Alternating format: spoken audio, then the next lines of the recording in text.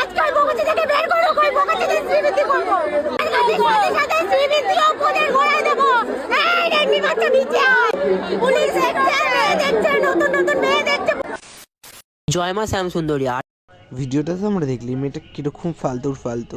মেয়েটা কিছু বললেও জানি আমাদের কম বল হবে, এটা বাজের থেকেও বাজ, কোনো শিক্ষা দীক্ষা নেই, অশিক্ষিত মূর্খ বেহায়া বললেও কম। কেউ পুরোহিত মাসে কিন্তু দেখো কিরকম করে ড্যাব ডেবিয়ে দেখছে ঝড় করার জন্য, আবার অসভ্য মেয়ে একটা। দেখে মনে হচ্ছে ভাজা মাছটা উল্টে খেতে জানে না।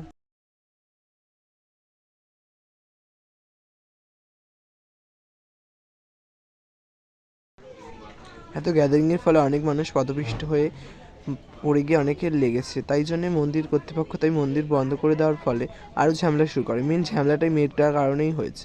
মেয়েটা বেশি বাড়াবাড়ি করেছে লোককে উস্কে দিয়ে। কারণ মন্দির কর্তৃপক্ষ, তাহলে আপনারাই বলুন, মন্দিরটাকে বন্ধ করে কোনো ভুল করেছে? যদি কোনো মায়ের কাছে কোনো ভক্ত এসে তার ক্ষতি হয়ে যায়, সেটা কি ভালো হবে? তার থেকে মায়ের মন্দির বন্ধ করেছে, এটাই সব থেকে ভালো, আমার তো মতে বলে। এবার আপনারা কি বলে সেটা আপনারা কমেন্ট করে বলুন।